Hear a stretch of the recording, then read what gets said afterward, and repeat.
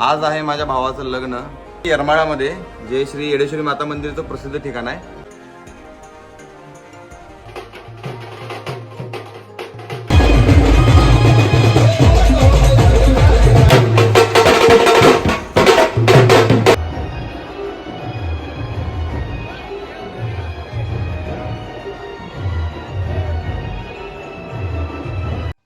भावाच्या लग्नातील जी मजा असते ना, ती खरंच खूप भारी असते.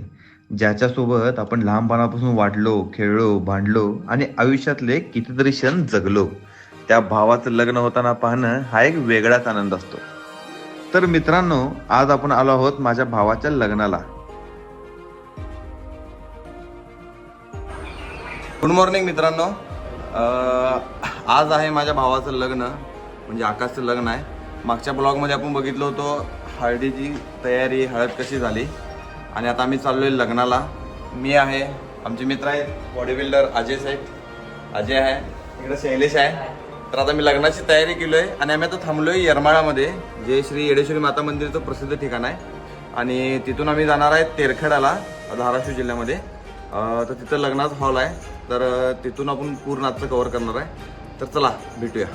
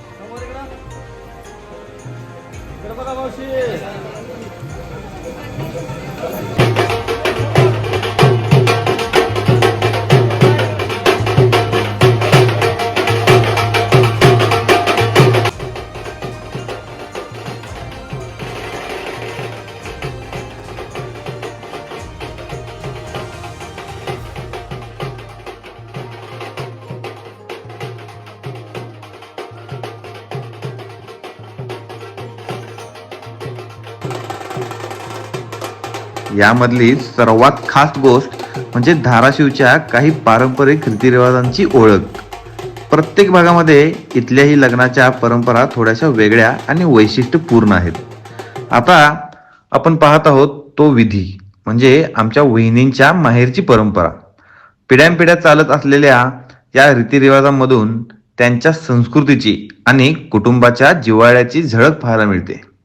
लग्न हे फक्त दोन व्यक्तींचे मिलन नसून दोन कुटुंब, त्यांची परंपरा आणि संस्कार यांना जोडणारं एक सुंदर नातं असतं. वधूवरांना घरातील वडीलधारी मंडळी आणि सुवासिनींकडून शुभ आशीर्वाद मिळावेत, त्यांच्या वैवाहिक जीवनाचा सुख, समृद्धी आणि आनंद नांदावा, हेच या प्रतिमागचं मुख्य कारण मानलं जातं. या विधीद्वारे नवदाम्पत्यावर प्रेम, आशीर्वाद आणि शुभेच्छांचा वर्षाव केला जातो, ज्यामुळे त्यांच्या नवीन आयुष्याची सुरुवात अधिक मंगलमय होते.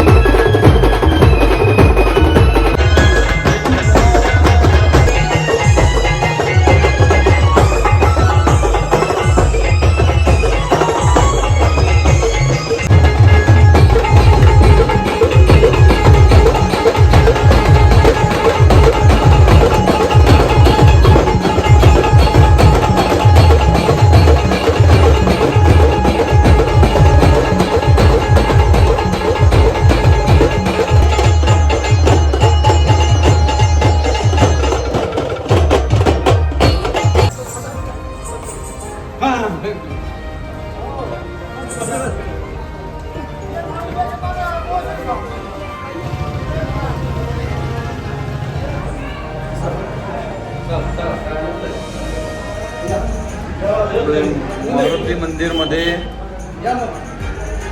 जय बजरंग.